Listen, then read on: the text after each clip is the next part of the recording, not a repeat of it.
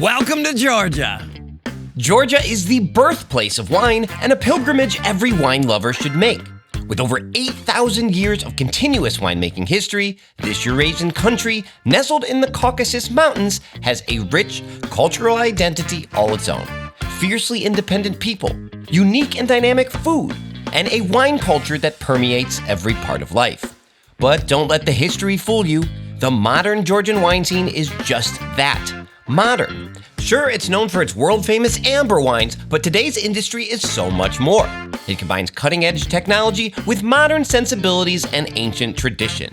This is a country that's re-emerged since the Soviet era as a force to be reckoned with, and I can't wait to explore it with you. So welcome to Georgia, and welcome to V is for Vino.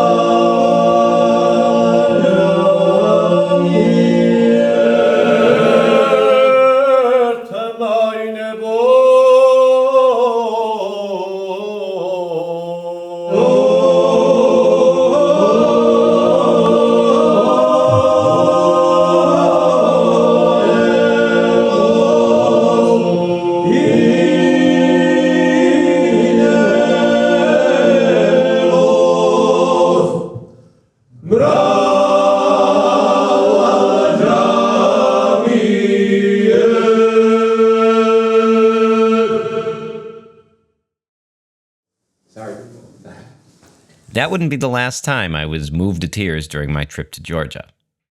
But let's back up and start at the beginning.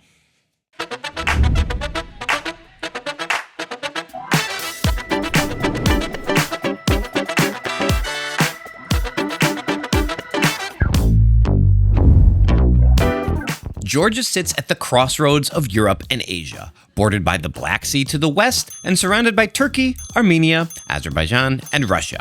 If you're visiting, you'll likely fly into Tbilisi, the capital city and cultural heart of the country. Home to 1.2 million people, Tbilisi holds about 1/3 of Georgia's population.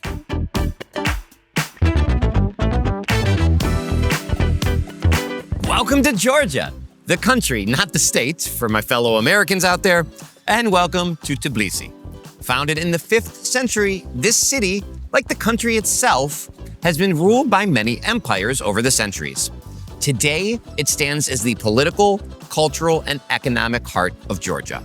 It's a city of contrasts: medieval churches, Persian and Arab bathhouses, Soviet blocks, and sleek glass buildings, all woven together in a place that's a little gritty, endlessly charming, and full of heart. You'll find street art tucked behind centuries-old cathedrals and natural wine bars sharing alleyways with underground techno clubs. The city is becoming increasingly modern, a sharp departure from its not-so-distant Soviet past. So how did Georgia get here? Let's rewind and take a crash course in this country's complex history. Georgia holds the title for the oldest archaeological evidence of winemaking in the world, dating back to around 6000 BC. It has over 8,000 years of continuous winemaking experience. Wine has persisted through it all. First, with its ancient history. Then, when Christianity was adopted in the 4th century AD, wine became central to religious rituals and daily life. During Georgia's golden age in the 11th to 13th centuries, winemaking flourished in monasteries and noble estates. Even under invasions by the Mongols, Persians, and Ottomans, wine culture survived, often moving underground or continuing in rural, remote areas. In 1801, Georgia became part of the Russian Empire and commercial winemaking began to expand. But in 1921, under Soviet control, the wine industry was centralized and industrialized. Quality declined, but quantity soared. And by the 1970s, Georgia was producing enough wine to rank among the world's top 5 wine regions, with most of its output exported to Russia and other Soviet republics. That changed in the late 1980s when Gorbachev's anti-alcohol campaign and the collapse of the Soviet Union devastated the industry. Many vineyards fell into disrepair. Over the next 2 decades, Georgia worked to rebuild its wine culture, shifting from mass production to high-quality, terroir-driven wines and reviving traditional methods like qvevri fermentation, all while facing Russian embargoes and political tension. Today, that hard work has paid off. Quality is at an all-time high, and production continues to grow steadily, with exports expanding far beyond Russia to Europe, the US, and Asia. Through centuries of foreign rule and outside influence, the Georgian people have remained defiant, holding tightly to their culture, language, traditions, and religion. And still, through all of Georgia's history, one thing has remained constant. It's wine culture. You could argue wine is as central to this country's identity as it is in France. But here it's not about prestige, it's deeply personal. Wine is made to share, poured at family dinners, religious holidays, weddings, funerals, and most famously at the legendary Georgian Supra, a traditional Georgian feast. Nearly everyone here knows someone who grows grapes, because while Georgia may have around 3,500 official winemakers who sell wine, there are over 47,000 grape growers across the country. That's largely possible thanks to the Caucasus Mountains, which provide a fertile and striking backdrop for wine growing. For a country only about 1/3 the size of California, Georgia produces an astonishing diversity of grapes. Over 500 indigenous varieties grow across 7 climate zones. Much of that diversity comes from the mountains, the Greater Caucasus to the north, forming a natural border with Russia, and the Lesser Caucasus along the southern edge. They shield the vineyards from cold winds, create valleys and microclimates, and provide altitude for longer growing seasons and fresher, more balanced wines. The soils are just as varied, volcanic and mineral, rich with granite, quartzite, shale, limestone, lava, and alluvial deposits scattered throughout the country. While Georgia has 10 major wine regions and 29 PDOs, 3 stand out above the rest. 77% of all vineyards are in Kakheti on the east side of the country. Famous subregions here include Telavi and Napareuli, known for both reds and whites, Kindzmarauli, known for semi-sweet reds, Mukhuzani, known for powerful dry Saperavi-based reds, and Sinadali, known for light, fresh white blends. The region of Kartli produces about 5% of Georgia's wine, but it's one of the country's oldest winemaking areas and is gaining newfound popularity fast. It's located west of Kakheti and has a slightly cooler climate, which allows for more modern, elegant styles. Imereti in western Georgia makes about 14% of the country's wine. It's the coolest and wettest of the 3 main regions, and the wines reflect that, typically light, fresh, and lower in alcohol. Beyond the big 3, Georgia's other wine regions are smaller and more scattered, but rich in tradition. Many focus on rare native grapes, high-altitude vineyards, and small-scale, often natural winemaking. You may have noticed I haven't talked much about amber wine yet, the style Georgia is most famous for. You might know it as orange wine or skin contact wine, and don't worry, we'll get there. But Georgia's wine scene today is so much more than just amber wine, and in fact, only about 5 to 8% of wine produced here is amber. The majority is red wine, followed by white wine. And as we journey through Georgia, I am so excited to explore the wines of a new generation. Winemakers who are deeply connected to ancient traditions, but also innovating and adapting to modern tastes. A few of whom I'm on my way to visit right now, right after a quick pit stop.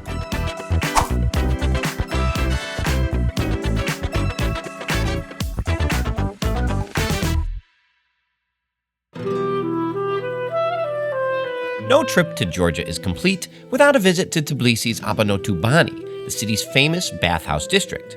Tbilisi itself was founded on these natural hot sulfur springs, and under Persian and Ottoman rule, the baths became central to Georgian culture. Now, locals and tourists frequent them for a bit of healing, relaxation, and tradition. I was excited for a leisurely soak until this hulking gentleman entered into my life. His title is Makise, a bathhouse attendant. It wasn't long before I realized I wasn't going to be taking a bath, I was going to be given one. Hey, that water was scorching hot. No pain, no gain. The best way I could describe the gloves he's wearing is like light sandpaper being dragged all across your body. I'm not gonna lie, it doesn't feel great. More hot water. The water is very hot. And then slapping for some reason. And back to to the road rash massage. And he's putting some like bustle behind it. What's this here? Finally a nice relaxing bubble bath. Spoke too soon. Those ears. All right, we're done, right? Oh my God! Nope, that one was ice water. It didn't matter. It's so cold. Who's next? Colin? Sign me up. I feel like I just got put through a human dishwasher. The aggressive cycle.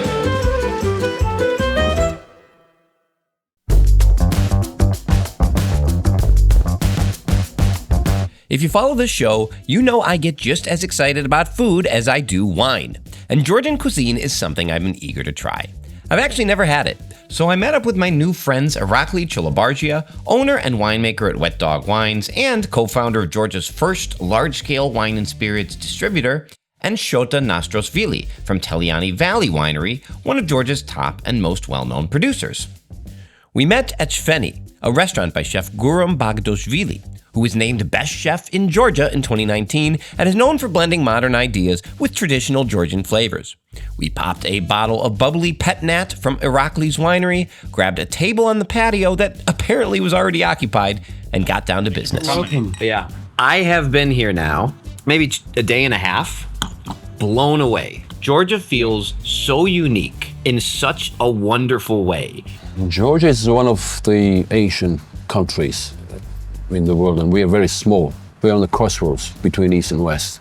During our history, we've been under constant occupations, subjugations, wars. It's kind of a miracle that we survived because we were just a very small nation. Now all these empires are gone. Yeah, and now they're gone, and Georgia still's here. Well, there is this fierce sense of pride and independence in Georgian culture. Because we've been surviving through centuries, so it's kind of embedded in us to be proud, to be resilient. One of the positive things of being, occupied by all these countries, we just took the bits of from their culture as well, and we mix it up and Georgianized it. But in terms of wine, we've been doing wine for 8,000 years. A lot of countries have that story where somebody came in and they said, no more wine. And there was a broken chain. Yeah. But going back to that fierce sense of Georgian, we're gonna get it done, no breaks. Wine is so embedded in Georgian people's uniqueness and the identity. There's wine shops on every block. Wine is served at every single meal. Most of the families, they have their own plot of vineyards. And even these rare varieties, they survived in the garden and the yards of local people. Most of the stuff that we learn is mostly coming from the past. We're reviving the knowledge, not making something new. With that, it was time to eat, and Chef Guram sent a feast. I would later learn that this type of extravagance and volume of food is quite normal in Georgia. These colorful spreads are called chali, which means grass, and they're walnut, garlic, vinegar, and spices mixed with different vegetables like spinach, radish, eggplant, and carrots. This fresh tomato, cucumber, onion salad with walnut dressing is found everywhere in the country. Also found everywhere, Khachapuri, which is cheese bread made in different styles in each region. This meal also featured a modern take on khinkali, the famous Georgian dumplings, which we'll talk more about later, a fried polenta-like dish on tomato sauce, fried local Georgian cheese, and crispy wild mushrooms. More food like grilled meats would come later, but that was all the table space we had for now. It's only 1% of Georgian cuisine. Yeah. Maybe 2. What is Georgian cuisine? I mean, if you've never had it, I had never had it before I came here, how would you describe it? I mean, it's Middle Eastern, it's East Europe, it's what? It's a melting pot from all over the world, including Georgian stuff as well. If you've watched this show before, this is where I would normally put this pop-up and start highlighting different wine pairings with the dishes. But when I brought up wine pairing at the table, this is what I was told. Let's talk about wine pairing. So this food... We don't pair wines. We don't pair. Right away. And he was right. In my whole trip to Georgia, wine pairing really wasn't talked about. Because while these wines are incredibly food-friendly, especially amber wine, Georgians eat in this communal style. So they make wines that lend themselves to that. Plus, Georgians are much more concerned with the wine acting as a social lubricant than as the focal point of the meal. What we eat is one thing, and why we eat and we drink is another one. It's more like the way of communication between each other. Hospitality is just a huge part of Georgian culture, right? Hospitality is our middle name. Yeah. So we love guests so much that it's actually believed in Georgia that guest is a gift from the god. And the same energy you're going to treat them, the same energy will come to you later. So, Oh, it's almost like a karmic thing. Yeah. Like you need to be a good host because you will one day be a guest. yes. Talking wine, we're starting with one of your white wines. Our winery's name is Teliani Valley. With our wines, we carry our heritage, we carry our culture. For us, the wine is the best way to connect with people. Let's wish each other peace and love. Welcome to Georgia. I love that. Gagui Marjus. Gau Marjus. Is that cheers? Cheers, Yes. which means be victorious. Be victorious. I love that. Right back to that independence theme, right? Shota's wine from Teliani was from the Imereti region and done in stainless steel. Important to note, I think, because there's a misconception that all Georgian wine is done in qvevri. But this is just a traditional wine made from an indigenous grape called solikuri with citrus, grapefruit, some tropical notes, and great minerality. By the way, let's talk about the glasses. So common wine glasses have been in wine drinking culture in Georgia maybe last 10, 15 years.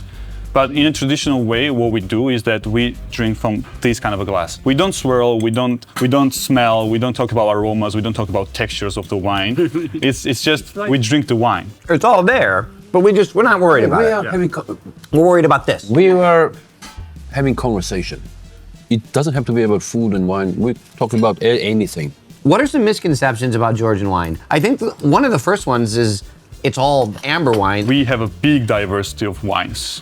We have classical whites, we have classical reds. And when orange wines and amber wines appeared in the world, also the misconception is that it's oxidized wine. It's spoiled wine, right? In reality, the color comes from the skin maceration that we do for 6 months. Speaking of amber wine, that was next, which was made traditionally in qvevri. Do you down it do you drink all of it? Usually what we do in Georgia is that we make toasts and we drink to the bottom, and then sometimes when we drink, we turn it upside down and we say, I wish you the same amount of enemies and as it drops in this glass. And there should be none because I don't want to wish you enemies. No, I don't want any enemies. Let's drink. Let's drink that all our enemies turned into our friends. Yes. Agui Marjos. Gagui Marjus. One. I'll take one. Asim teri dagetsalı. And I know the guy. Eventually, more dishes came, and so did more wine and more toasts. Let's drink to love. Several more toasts. To new friends, to amazing food. All over the world. And by the time we were done, I knew in my heart that the hospitality I would encounter the rest of my trip here was gonna be life-changing. And there was a lot of wine involved, but I'm pretty sure I'm committed to being a godfather and a wedding attendee. You're gonna be a godfather of my son. I'll invite you to my son's wedding. Yeah.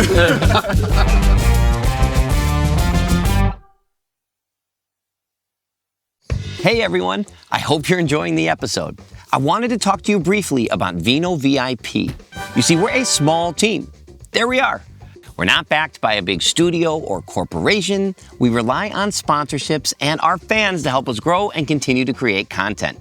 So we started Vino VIP, our membership-only club, which is full of a ton of amazing benefits, almost all of which are virtual, by the way, which means you can join from anywhere in the world. Things like early ad-free access to all our videos, virtual Zoom hangouts with me, members-only content, your name in the credits, monthly raffles and discounts, and access to our Facebook community so you can meet other members and get travel and wine tips. But most importantly, you get my gratitude because you're supporting the show and you're helping our small business and crew make content that we pledge will always be free and accessible because that's our mission.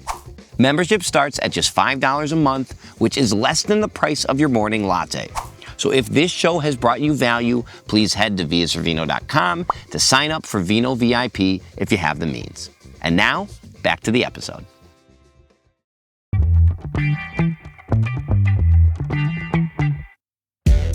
Georgia has 525 indigenous grape varieties. That's about 1/6 of the world's vinifera. But a few really lead the way. Rkatsiteli makes up 39% of plantings, and Saperavi another 37%. So let's talk about some of these more common grapes and the styles that they're known for. Here's a stat I had to triple check. In the Soviet era, Rkatsiteli was the most planted white grape in the world. That's how much volume Georgia was producing, and a testament to the vigor of this native variety. Let's start with the grape itself. When made in a stainless steel style as a classic dry white, Rkatsiteli is medium-bodied, high in acidity, and almost always made bone-dry, with flavors of green apple, quince, lemon peel, and whetstone minerality. It's not highly aromatic, which is why it's often blended with Mtsvani Kakuri, Georgia's second most planted white, to add floral, herbal, and stone fruit notes. This stainless steel style makes a crisp, zippy white and accounts for about 30 to 40% of how Rkatsiteli is made today. But the variations are where it gets fun. Some producers experiment with oak or even sweet wine, but it's when Rkatsiteli is made into an amber wine, about 8% of the time, where things get really exciting. Amber wine, sometimes called orange or skin contact wine, is made by fermenting white grapes with their skins, stems, and seeds, just like a red wine. You see, normally white wine is made by pressing the grapes and fermenting only the juice. But in amber wine, everything ferments together, for anywhere from a few days up to a year. This process can happen in stainless steel, but in Georgia, it's most often done in qvevri, underground clay vessels traditionally used to ferment and age wine. It works especially well here for reasons we'll explore later. For now, just know, amber wine is common in Georgia, and the result is unlike anything else in the wine world. It's not all white and amber wine in Georgia. About half of the country's production is red, and nearly 90% of that is made from Saperavi. Saperavi is one of the world's rare teinturier grapes, meaning its flesh is dark just like its skin. And while it's used in both rosé and sweet wines, it's mostly known for bold, dry reds. It's typically medium to full body, medium to high alcohol, high tannin, and high acidity. Flavors lean towards black fruits, black cherry, blackberry, blackcurrant, plum, blueberry, along with smoke, leather, dried herbs, tobacco, and earth. When aged in oak, it often shows vanilla and clove, and with time develops mushroom, fig, and balsamic notes. While oak aging is common, some producers age it in qvevri, giving the wine a more rustic, oxidative, and mineral-driven character. Thanks to its structure and acidity, Saperavi also ages beautifully, and that's part of its appeal. It's incredibly versatile, just as happy as a chuggable table wine as it is for a spot in your cellar. While Saperavi and Rkatsiteli may lead the charge, Georgia has hundreds of other grapes worth discovering, and we'll explore more than a few of them in this episode, including some historic varieties I'm about to go taste right now.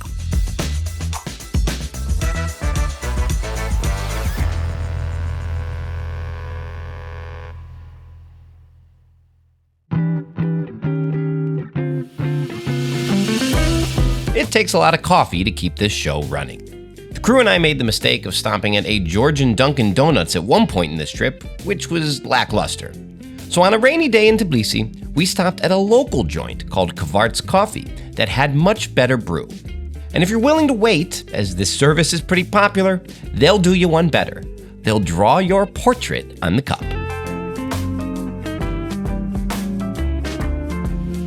Did you go to art school? No, I studied Academy of Arts, so I studied architecture. I just always loved the portraits. Sorry, should I not talk? Does that ruin your art? No, I don't. I'm very, very bad artist. So anybody who can do any sort of art on the fly impresses me. What's your favorite color? Favorite color? For the background. I like green. Sure. Oh, I am so impressed. This is so quick. You are so talented. Guys, look at this. Wow. Thank you so much. The coffee before God? No, forget the coffee. I don't want this ruined. I will find a way to get this back to America. Yo. Not bad, huh?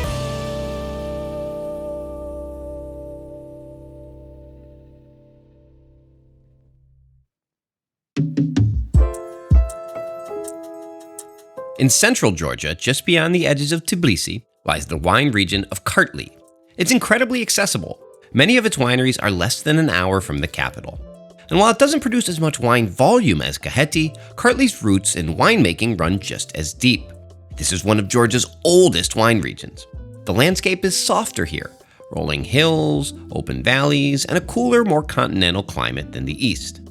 Everything feels calm and understated, until you turn a corner and find yourself staring at one of Georgia's most grand and unexpected wine estates, Chateau Mukhrani. In the 1870s, the Georgian prince Ivane Bagration built this stunning French-inspired chateau here in Georgia.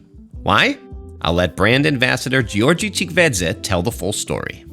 Welcome to Georgia. Oh my gosh, what an estate. This is a great welcome. I have so many questions about the history of this estate. This prince, he went to France. He went to France since he had to travel quite a lot. He was serving in the Russian military. He tasted a lot of different wines, and what he figured out was that the winemaking methodology and the technique and then the style of the wine was completely different than what we had in Georgia here. He said, I would like to try and do that here in Georgia, but with our native Georgian grapes. Yes. He had the idea, why not to try to put a Georgian taste on this huge world of wine that would be more close to the taste profile of the people from outside of the Georgia to, let's say, understand and evaluate the tastes and the flavors of the Georgian grape varieties. There was, and there is, still lots of traditional winemaking here. Oh, it is. But really important to bring some of that knowledge and know-how to the country of Georgia. This was the breaking point, for example, for all the wine culture in Georgia, because they saw the results of these methods.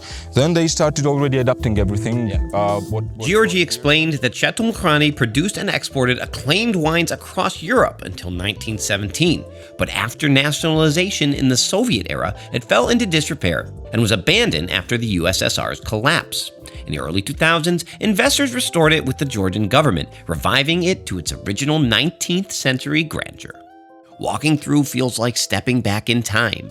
Grand halls with chandeliers, high ceilings, ornate window dressings, marble statues, grand staircases, secret passageways, parlors, banquet halls, and even some pretty epic themed rooms like a Moorish North African style lounge once used for smoking and relaxation. But wait, there's more. While the chateau itself stays true to its 19th century roots, the winery renovation is thoroughly modernized for production, partially built in the original underground cellars from the 1800s.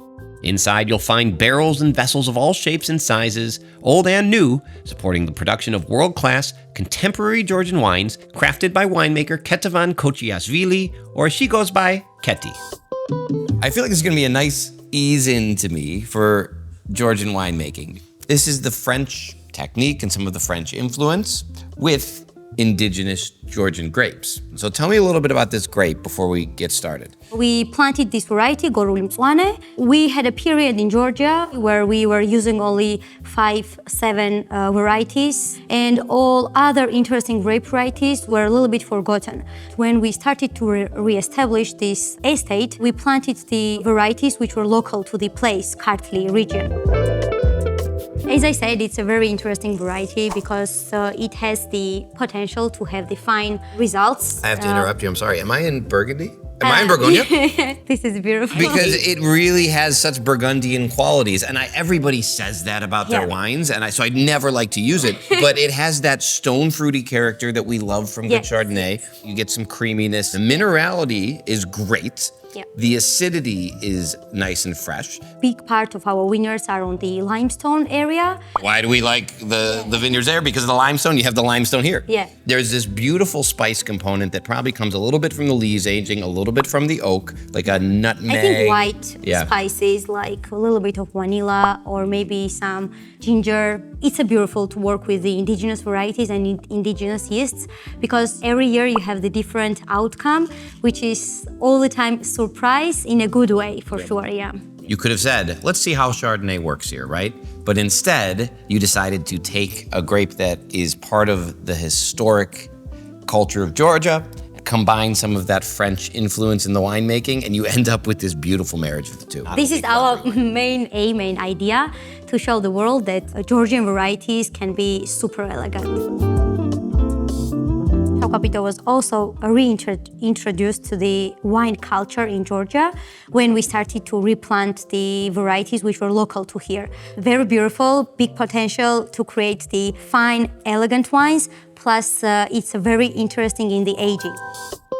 You can see the color, translucent, that light ruby red with some rim variation, some hints of garnet. We ferment in stainless steel and age then in the oak barrels for about 18 months. Here we use big barrels because we do not want to overpower the grape variety with the barrel aging. Wow, so there is a beautiful woodsy earth character to the nose. Woodsy and potentially herbal note right away. Yeah. There's some cranberry, sour cherry land. Yes. Medium minus body, you know, light style of wine. It is, yeah. Medium plus acid, great food wine. Yeah, super floral and super spicy. Particular notes that I always have, it's eucalyptus, this spice. Maybe that's why I kept saying green. Yes, that's I'm right. really trying hard not to draw parallels to Yes, I grapes know. that from my knowledge base. Yeah. Because it is unique, but I mean, it is the most reminiscent of Pinot Noir. Yes, it is. That's the closest thing I could describe it to. Yeah, this is the main link that we get about this variety, that it reminds people on Pinot Noir. Both tremendous food wines. I have this saying, I say, okay, if you have a good Chardonnay and a good Pinot Noir, you can pair anything. Let's say if you have a good Gorli Mitzvane and a good Shakavito, you can pair anything. Yes.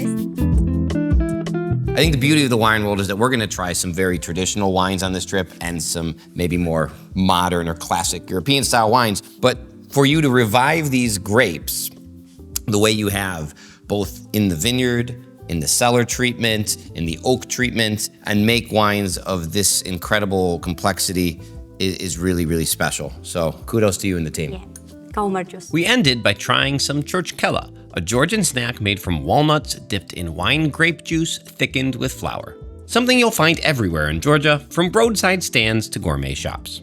While we ate, Keti told me how happy she was to be at Mukhrani and how far the winery had come since its rebirth. Evidenced by the fact that later in my trip, I would meet the Georgian Minister of Environmental Protection and Agriculture. And guess what he gave me as a gift? A bottle from his own personal cellar of Chateau Mukhrani.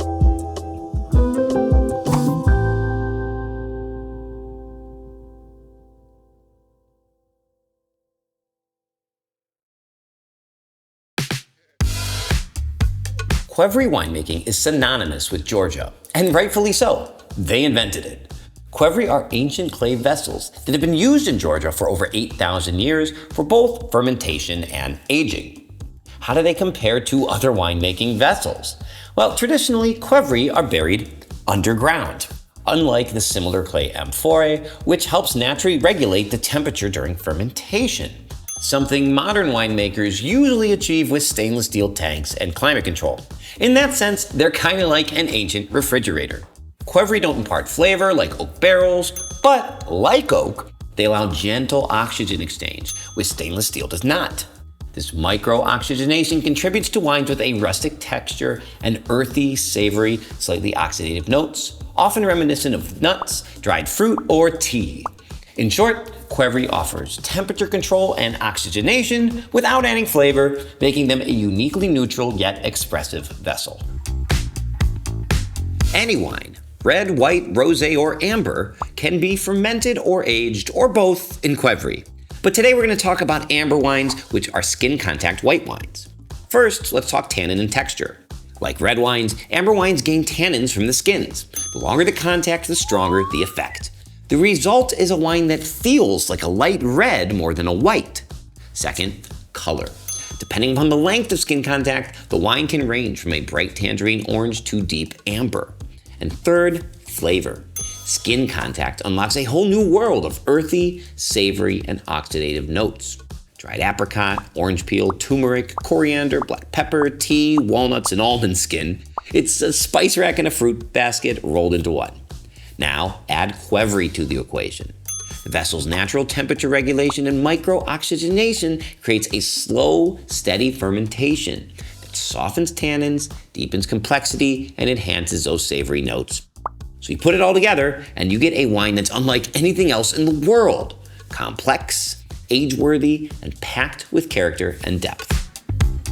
When you start talking about amber wine, the term natural wine usually isn't far behind. And for good reason.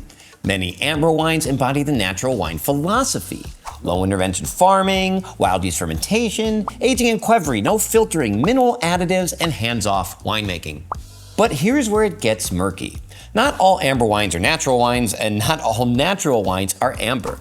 In fact, amber is a color and a style, white grapes fermented with skin contact, while natural refers more to a process and philosophy behind how the wine is made. And since natural wine isn't a regulated term, there's no official checklist, just a loosely agreed upon ethos. As amber wines gained popularity, some producers outside of Georgia jumped on the trend, chasing the style without the tradition or technical understanding to back it up. And the result? A wave of unstable or flawed wines that gave both natural and amber wines a bad reputation. And to be fair, some Georgian qvevri cellars haven't always been carefully maintained either. But that's changing fast. A new generation of winemakers in Georgia is reviving ancient techniques with modern precision and hygiene, and in doing so, restoring global respect for the style. Here, it's less about chasing buzzwords like natural and more about craft, tradition, and letting the grape speak for itself.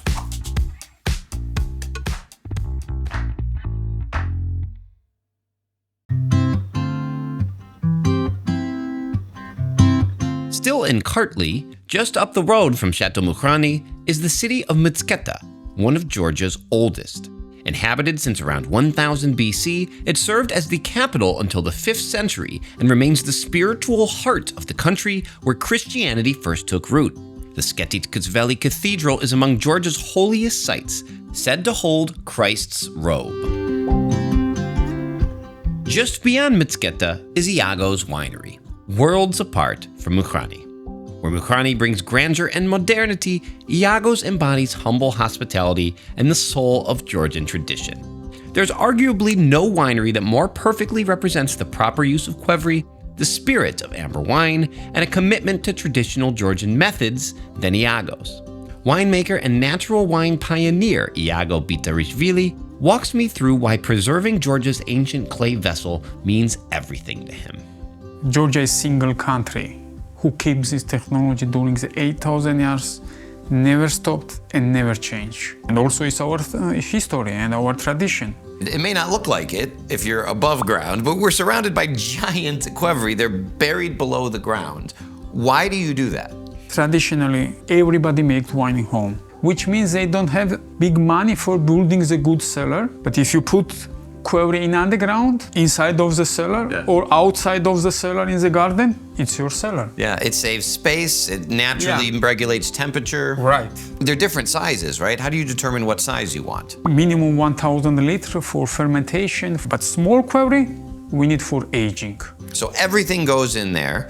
It has the fermentation process through there, and then eventually you move it to the smaller qvevri after you've filtered it, and we should talk about the filtration process. When fermentation will be finished, the skin and stems slowly will be start to go down. So all the skin and stems goes from the top to the bottom, it settles, and then you can naturally filter without having to use a filter. And finally, when we open after the 5 or 6 months, we have like this clean wine, and it don't need filtration for bottling. Wow, it can go, immediately to bottling if that's what you choose to do. How do you maintain these? How do you clean them? So big qvevri, it's much easier to clean.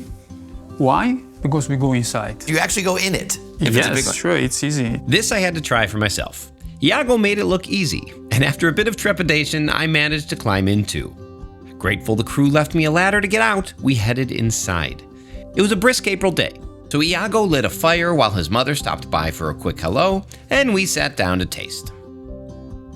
We've talked a little bit about natural winemaking. What does that mean to you? Because that term gets thrown around a lot. Natural winemaking is philosophy.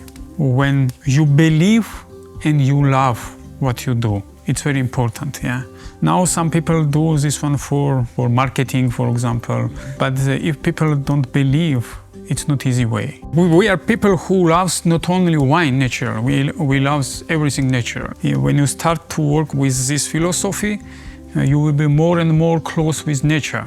Iago explained he's not making amber wine for its own sake, he's making natural wine, and qvevri simply allows him to do that. It's an important distinction. The vessel is organic. It encourages native yeast fermentation, self-regulated temperature, and natural filtration. Skin contact reduces the need for sulfites as tannins preserve the wine naturally. Everything works together to express his philosophy. two wines today, amber wines. They're both the same vintage. They're both made in the same process, but they're two different grapes. This is a Chinuri. 7 months full skin contact with the skin and stems together. How do you choose how long you leave the skin contact? Sometimes it's 5 months, sometimes it's 6 months. Why? Because when we need to open in March, it was very frost and snow, which means it's not time for open because nature tell you when it's time to open. And this is Chveni. My wife Marina has a small vineyard. This wine is her wine. The dried orange or dried tangerine zest kind of flavor, which is really fun. A little of the oxidative nuttiness, but not a lot. Still very fresh, good floral component. On the palate, more of that spice. That's where I really start to get a bit of the spice box mixed in with the fruit, which I think is very fun. Tea. Oh, I like tea. For me, this wine is a little bit young. After the couple of months, the color will be much orange, and you can find also there some walnuts. Walnuts, so important to Georgian cuisine, and very common in the amber styles of wine here. And I love when that happens. Right. The spice component that it brings that you might associate with the red wine, but the freshness and the lighter fruit character of the stone fruits and the citrus that you get with the white wine, married together. Yeah, for me also it's in the middle from white and red wine, this wine. And we will test this one from Kakheti. It's much orange color. Oh wow, it's so different. Yes, it's much different. This is like a juicy orange on the nose, like a juicy navel orange right away. Oh, and much fuller in body, much richer, much more honeyed, creamier. This one has some tannin structure, medium tannins. I can't believe how different these are. I can't believe how much I like them both. Is there a peak? How many years? Of course, it depends on the vintage. But for example, for this wine, I think after the 2 years, it will be a fantastic position and he will be continue like this minimum 5-7 years. I need to dispel some notions about natural wine and amber wines. I can't tell you how many sommeliers, I'm sure you've experienced this, people in restaurants, dismiss the whole concept because they say these wines are flawed, these wines are too oxidative, unclean. These are squeaky clean from a winemaking perspective. When you get the right versions, these wines, they're incredible. The wine is our life and it's not only business. You have the story, you have the tradition, but we cannot do another thing because we believe about this. But if anybody are ready for pay also for this love, we are happy. Iago's wife Marina served what could have been 3 lunches worth of food for the crew and I. We drank wine in Chacha, Georgia's local spirit, and felt like guests in the home of friends. How wonderful that the wine world is encompassing enough to hold grand estates and also places like this, Iago and Marina's little sanctuary. Their tasting room is their living room, their yard the cellar, signatures on the wall their trophies, and their home is their castle.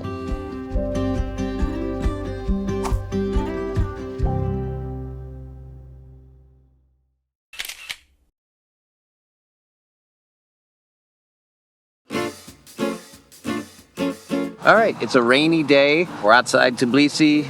We've heard that this roadside stand is worth a stop. I don't really know what's in it, but we're gonna go find out. Cheese. Yeah, this looks great. Cheese. No salty culture. Thank you, no salt. No salt. All right, that's good. Really good, actually. Medium salty. Medium salty. He's right, medium salty. Cheap. And cheap. Oh, that's good too. That's a little more funky. Woo! That's strong. Hot bread. For bread. Hot bread. All right, I'm gonna go see the bread. Oh. Thank you, delicious. This is amazing. Puri, right? Puri. Can we buy one? 5 lari one bread. If you can see, she throws the bread on the side and it sticks, and then it bakes with the charcoal. Thank you. Madaloba, thank you. Madaloba.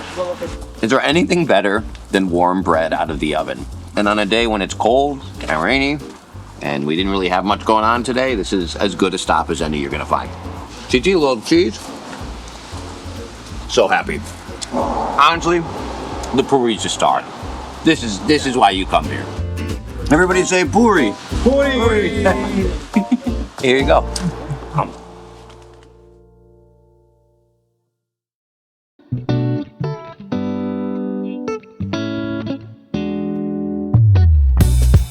The vast majority of Georgian wine is grown in the Kakheti region, in the far east of the country. And it's here that you really start to feel the terroir. Vineyards stretch across wide open valleys, with the striking peaks of the Caucasus Mountains rising in the distance.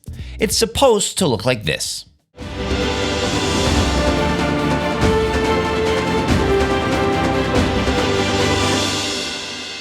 Instead, during our trip, pretty much 24/7, Kakheti looked like this.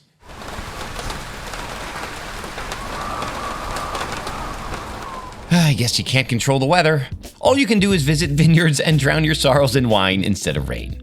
Vazisubani Estate in the Vazisubani PDO has stood here since 1891 and was founded by Prince Sultan Chachvadze, a Georgian nobleman who championed both wine and education. He built one of Kakheti's first Sunday schools, teaching locals literacy and viticulture, helping spark Georgia's early wine education movement. The current winemaker, Lado Udonashvili, is a bit of a Georgian rock star. An 11th generation vintner with global experience, he helped restore Chateau Mukhrani before joining Vazisubani in 2013. He and I took a walk in the rain to talk more about Kakheti's terroir. Sorry for the weather. Listen, what are you going to do? Because otherwise, I've heard that this area, when it's not cloudy, is gorgeous. Oh, it's stunning, really. We have two ranges of mountains, all kind of running along the valley. What do the mountains do? Because you have them on either side. First of all, positioning. We have 6% slope, so it drains well. Plus the soils are really interesting. We have 4 different layers of soils. And what is most important, during the summer hot days, we are always supplied with this cool breeze of cool mountain air. Yes. And if it happens that you have this spring frost, then again mountains help us to drain this cold air down to the valley and help the vineyard survive. You end up using a lot of that mountain air to probably keep the wines fresh, extend the growing season, diurnal shifts, all that. You say use, but I think it happens unintentionally. Yeah, that's right. From our side, nature decides. After we got the crew out of the rain, we explored the estate, which today is much more than a winery. It's a boutique 19-room luxury hotel featuring Victorian-era furniture, ornate rooms, a pool, a contemporary on-site restaurant, and, on most days, breathtaking views. Since we didn't have any of those today, we sat by the fire and I learned why the qvevri has historically been so important to Georgian culture, and for more than just wine. The genius of qvevri is in its versatile role. Even cuisine starts with clay. We boil, we ferment, we pickle, we make dairies. You could save your grains, you could save your dried meat. Qvevri is something sacred for Georgia, and marani, which is sela in Georgian, would replace churches during the occupation times. When we say that, what is this about? Why 8,000 years of unbroken tradition? Why you guarded it so fiercely? This is why. Speaking of qvevri, Vazisubani's 3 qvevri wine is a blend of 3 grapes, each fermented separately in its own qvevri. Something not traditionally done, another example of combining the ancient and modern in a single wine. 3 qvevris also 3 varieties. What a nose. Yeah. Pretty, elegant, beautiful floral notes, beautiful dried citrus notes, very, very fragrant, like the kind of nose that makes you smile the second you smell it. Dried fruit. Dried fruit character, a little nutty. Nutty, yes, roasted nuts, persimmons you can taste. Oh, I like persimmon for this. Apricots, peaches you can find this. You could put it in like medium plus acidity. It's a bit of a pepper component. There's a spice component to it that is a lot. Yeah, because of tannins. Georgian wine has to be soft, supple, and velvety on the tannins. Georgian wines are not rustic. You don't want to overpower the taste by tannic expression. Elegant is the best way to describe it. Next was Georgia's most famous red, Saperavi, a grape that adapts well to almost any climate, as Lado would explain. Beautifully made up genetics for sugar accumulation to deliver the percentage of alcohol very easily in different climate areas, even in Niagara Falls. And then suddenly you go down to South Australia or Riverland, Saperavi also, and then these radically different climate conditions, you taste this variety and say, wow, it has strong expression of flavors, Very beautiful makeup of tannic structure. And acidity which really supports the whole lot. In cooler climates, it can lean into red fruit flavors like a Sangiovese. In warmer climates, more like a black fruited Mourvedre. And in moderate climates like this, kind of like Syrah. Mulberry is the first thing I kind of smell. Elderberry. Little meaty. Yeah, leather. I would say cherries also. Lots ripe of cherries. Yeah. Like perfectly juicy in-season cherries. Yes, and have a look at the color. Black cherry. Color is absolutely Yep. amazing, deep. But for a wine with this much color, the tannin structure is nicely integrated, medium Another tannins. beauty of this its Yeah. biochemical makeup. Wide in taste, and the mouthfeel is huge. It's an explosion of flavors, but never kills your taste buds. Mouth coating, rich. You feel it as it goes down and It warms you. I was going to say that. It warms you up. It warms you up. It really does. Yeah. I could have spent the whole trip with Lado learning about what drives him. He talked about qvevri sizes, how microbiomes cross borders and shape vineyards, and shared endless Georgian history. He's the kind of guy who knows so much, yet stays endlessly curious. But one thing mattered most to him: preserving Georgia's native varieties so they can be shared with the world and guide the winemakers of tomorrow. You do not observe any country with such concentration of different varieties like Georgia is. You can imagine these genetic pools, how beneficial they will be for the world.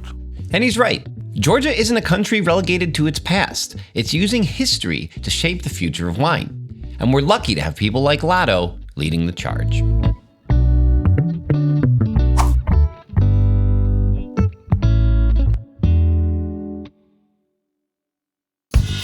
Did you know every episode has its own page on our website? You can see all the wines we tasted and everywhere we visited on the trip. And while you're there, you can also join Vino VIP. Members get behind-the-scenes videos, bonus content, a full library of wine education and my personal picks, plus a brand new perk, an ever-expanding library of curated travel recommendations for wine regions around the world. Just thought I'd let you know. I've been eating well here in Georgia. Fire-grilled meats and kebabs, herb-packed stews, fermented foods, rich veggie dishes, and endless fresh bread. But two dishes rise above the rest: Khachapuri, Georgia's iconic cheese bread, and Kindzmarauli, its famous soup-filled dumpling. Like baguettes and croissants in France or ramen and sushi in Japan, these are true national icons. So I had to learn how to make them. Luckily, Khareba Winery, my next stop in Kakheti, offers cooking classes. On yet another rainy day, I met Elena, my teacher. She didn't speak much English, but that didn't matter. We spoke the universal language. No, not love, food. Then again, maybe they're the same thing. Now we're going to do Khachapuri. Acharuli Khachapuri. Acharuli Khachapuri. So you show me. We rolled out the dough and added the cheese, a mix of sulguni and imuruli cheese, which is similar to mozzarella and feta. Oh, that is good. And then we pinch all the way down. It's almost like a giant dumpling. Look at this little pocket of love. I'm very excited. Marto zeda მხარე. Don't cut all the way through. I understand. Oh, okay. My turn. Ever so careful. Good. Good. I think she's just humoring me. I don't think it's good. I think it's good enough is what the word she was going for. And into the oven. Guys, look how great this looks. Yes, you could eat it now, but everything's better with a jammy egg on it, no? Oh my gosh. Oh no. I'm sorry. I messed up the whole thing. Take two. Good, right? Oh, I still broke it. Moving on. You would think that I've never cracked an egg before. A little finishing time in the oven. Wow, look how pretty hers looks. Yours is perfect. We should share yours is what we should do. I'll eat this later in secret alone. Oh yeah. So good. The creaminess of the cheese, you get the crispy, you get the soft. I get why this is the dish of Georgia. All right, maybe I'll have more luck making Kindzmarauli. We got our dough here. Pork, beef, and spices. Look how good she is at this, and look how quick she is. I'm just gonna go for it. I'm gonna give it the old college try, and what we get is what we get. Come on, that's not so bad. In the time it took me to do one, she could probably do 10. Into the boiling water a few minutes, and voila. Don't get too excited though, there's a very specific way to eat these. Oh, upside down. You bite, it. drink the broth first. Oh, it is. It's like a little mini soup. Then eat. Oh, yeah. Oh, delicious. There you go. It's got the soup in the middle. You put the black pepper on it. It's like a spicy, kind of warming broth. And then you got the dumplings. Had to share a bit with my producer, Anthony. See, more than you think is there. I'm telling you. How fun is this? Thank you so much for taking me through how to make these dishes. They're, I know, very important to Georgian cuisine, so you're the best.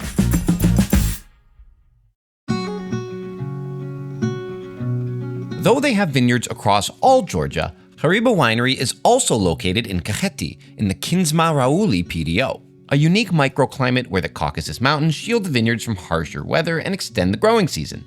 The estate is a kind of place you could spend an entire day, taking a cooking class, strolling through the gardens, or, in my case, hanging out in the rain some more.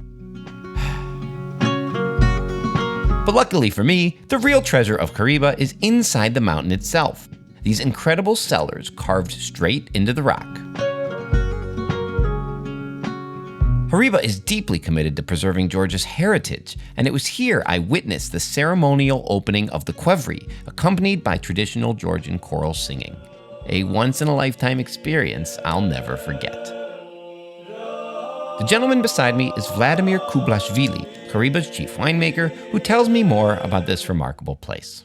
The company was established in 1995. Three Georgian brothers of Khareba family decided to invest in Kakheti region, where we are now. Nowadays, we are one of the largest estate wineries of the country. I know the estate has a mission to preserve Georgian grapes, Georgian culture. I mean, we saw that with the singers a moment ago. This is our mission. We have kind of museum where we breed more than 300 indigenous Georgian grapes to preserve the culture and the heritage what we have.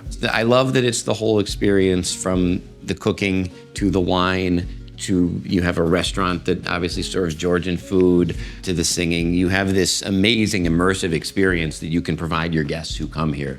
What are these caves? Because these are incredibly impressive. Yes, we have the natural humidity, natural aeration, steady temperature. Those components are really needed to maintain the quality of the wine for a long time. Now we have possibilities here to keep more than 8 million liters of the wine. Wow. After lunch with the crew at their incredible restaurant, Vladimir and I head to the top of Khareba's Cha-Cha House, the historic building where Georgia's signature grape brandy is made, for our tasting. So this wine is made by Aldasturi grapes, very rare even for Georgia. Comes from Imereti region where we have our own vineyards. In Imereti region we have more maritime climate because of vicinity to Black Sea. The initial idea of mine, I decided to dry up those grapes on the shelves. Why? Because I really wanted to avoid some possible long rainy days and also to compensate. I really wanted to concentrate color pigments, tannins. This is a late ripening grape that can sometimes maybe have trouble getting ripe enough. And so what you do is you partially dry them, you remove some of the water, you concentrate the sugar character in the grape, you'll be able to reach the alcohol levels that you want, then it goes in qvevri. So it is natural wine since we don't use any commercial additives here. We have red fruits, red cherry, red berries, cranberries. Some black pepper spice character Absolutely. as well. We have floral touch, we have spicy, tertiary aromas like mushroom, forest floor. We usually speak about earthiness with red, minerality with white, but there is a minerality component on this nose. Absolutely. I wonder if that's partly the qvevri. Part of terroir, and also, as you mentioned, yes, it is a part of qvevri. Oh, that is so cool. Here's what's shocking to me. Usually when you do the dried grape method, you end up with a wine that is 14, 15, 16% alcohol. This is very lean. The alcohol of this wine is 11.5. Wow, fun wine. Kindzmarauli is PDO, and we are now in the center of this PDO. This wine has history. Kindzmarauli is made by Saperavi grapes, very fruity, semi-sweet style wines. If it's that PDO, it's always going to be semi-sweet? Exactly. So this is the protected area. Also, the place helps to accompany the style of this. In Kindzmarauli PDO, we have black slates. It can retain the heat. You showed me some footage of it earlier. The vineyard looks black, it's wild. One little special area of Kakheti that is able to produce a slightly riper style of this grape to allow you to make this semi-sweet style of wine. Exactly. All right, already beautiful color. Oh man, what a nose! Wow, it's kind of a fun strawberry, like the way we like Gamay. Rose petals, strawberry. And then almost a touch of violet. Smoke. Yeah, so violet, strawberry, rosy. Spices. Very lean, very fresh. Exactly. I'd say medium minus body, honestly. I'm blown away by the complexity of the wine because I'm just so accustomed to oftentimes wines that are made in this style not having this level of complexity. And I'm so pleasantly surprised by this, I can't even tell you. I love very much in this wine with this long, beautiful finish. This is just a fun wine. And I like that you make both. Georgia really has the possibilities to produce a different style of wines because we have the huge diversified terroirs and sub-regions here in our country. I love that your culture is also still discovering everything that is possible with this terroir. Thank you so much. After visiting 4 wineries and tasting dozens of wines, I still felt like I had only scratched the surface of Georgia. But one more stop awaited me, a final quintessential Georgian experience that would stay with me forever.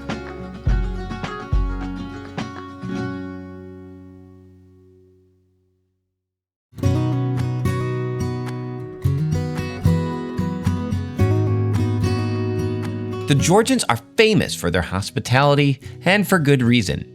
Sitting at the crossroads of East and West, Georgia has welcomed traders, travelers, and yes, occasional invaders for centuries.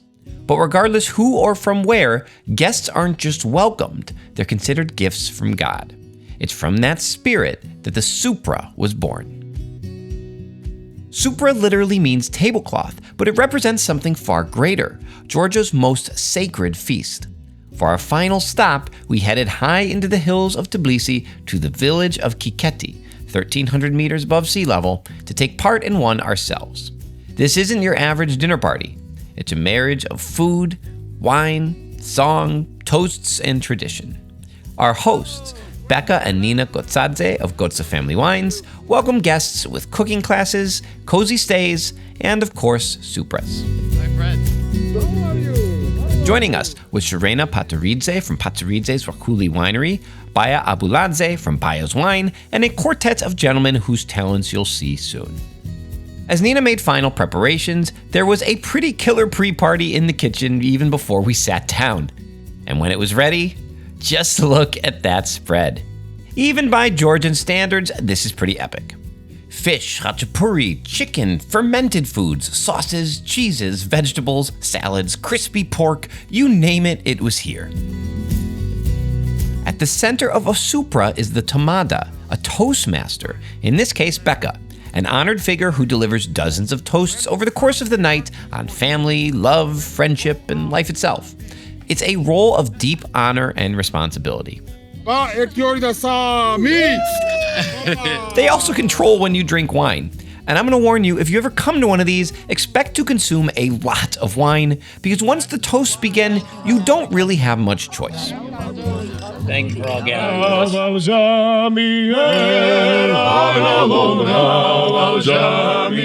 I told you these guys were talented. You see, traditional Georgian song is a must at a Supra. Bravo,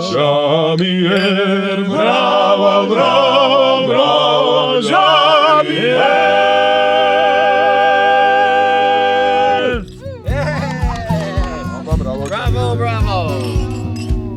Oh, I have so many questions about this whole thing. First of all, the spread is incredible.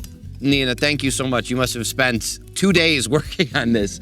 We're drinking now Baya's wine. This is your pet nat. Here we do have one of the wild grape variety, lower alcohol levels, lots of interesting sour berry aromas. What's the typical order of the Supra? Start eating. Now we start eating. Of course, always eating and drinking and singing. What is a Supra? I mean, obviously this is it, right? But it's not just a meal. It is this kind of this gathering, and we're making and cooking and drinking and sharing and singing. This is our culture. This is in our blood, what we have. So this is the real Georgia, I would say. And outside Supras are having a very special soul, I think, when the birds are singing and you feel very close by to the nature. Yeah, and we're finally getting some sun, which is all week we had no sun. So I'm so happy, I can't even tell you. We must make a second toast. Make a glasses empty, please. Baya is from West Georgia, Imereti region. Now we are drinking for the Imereti, for the very beautiful... This toast went on for several minutes, with Beka pontificating about Imereti wine and his friendship with Baya, and then we drank. Gaumajos for Imereti and for Baya and Baya's family. Then another lovely song from our quartet. And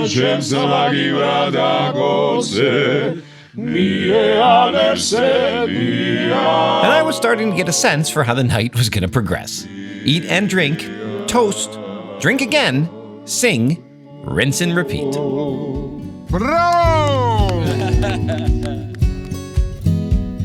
The Georgian toast is very different than toasts anywhere in the world. A regular toast, here's what I'm going to toast to, you all cheers, and then everybody stops. The Georgian toast is a story. The Georgian toast starts with a topic, a toast to freedom. Then you speak about freedom for a minute, 2 minutes, 3 minutes, and then you toast again. And I love that. And what is going on? I love that. After 5, 6 toasts, you want to drink something after 10 glasses, but you don't know what to drink, about, and it suddenly your head is working, you are talking to your head. Oh, come on, you need the toast now. I am a tamada. Tamada, the toastmaster, that's an important part of the Supra. You can't have a Supra without somebody leading, correct? Then you will have anarchism. I am a despot. What makes a good Tamada? It's not only that stand up, drink the toast and drink, You must take performance, It's the theater. He's singing, songs. He's joking a lot. Best Tamada, he must give you possibility to have these relations in a very nice, beautiful level. Please, empty glasses. Empty glasses. We're going to the next. We will drink Shorena. Like it. I learned this. The number of drops, the number of enemies, right? Good. And before I knew it, it was time for another toast. To women in wine and to Shorena, who made the wine in our glass. You can imagine how Georgian women are very clever and very smart. How about a toast for those we've lost? Roots and parents who are not with us now. After another song, a toast to our musicians. I would like to drink for our friends who are introducing Georgian culture and Georgian songs, to everybody in all of the world. And I want to continue this toast. I want to praise this cup for my friends, which I met them 25 years ago. This is huge love. I give you Alla Verde power, Alla Verde is a tradition where the Tamada passes the toast to a guest, and they have to continue it. I'm no Tamada, but I gave it my best shot. I have tremendous respect for the 4 gentlemen at this table for continuing the tradition of Georgia. When you come to places as a foreigner, we all try to find this authenticity. We try and find this experience that allows you to connect with the culture, but you do not always find it. In Georgia, I've found it at every table I've been to. I've found so much happiness, I've found so much love, I've found so much hospitality in this entire trip. I've never been to a country where I've felt it so present in this week as I have here. So I appreciate you for continuing the tradition. I appreciate you for leading this. I appreciate you for bringing wine and sharing your culture and your love. Kalmajos. Never talk more than Tamada. This is another rule.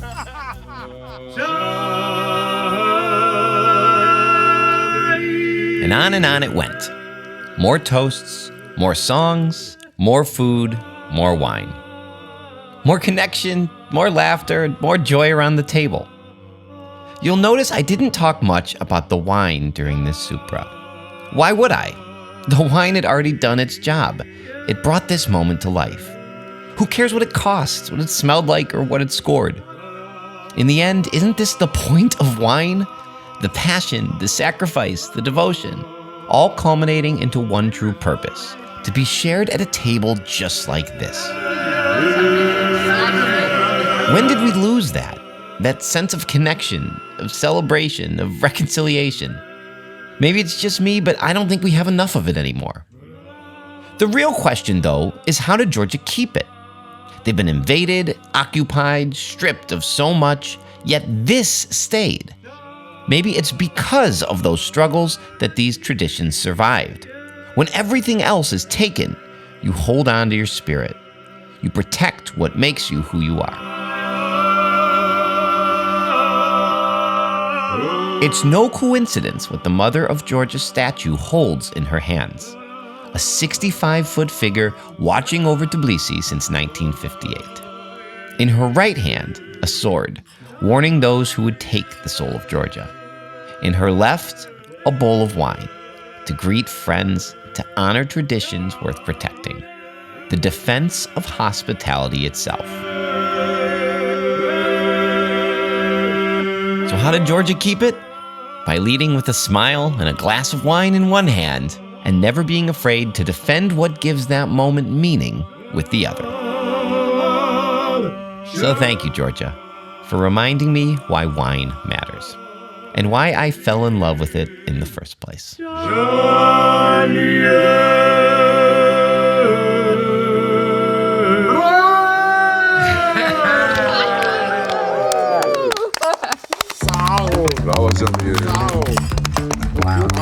Damn, powerful.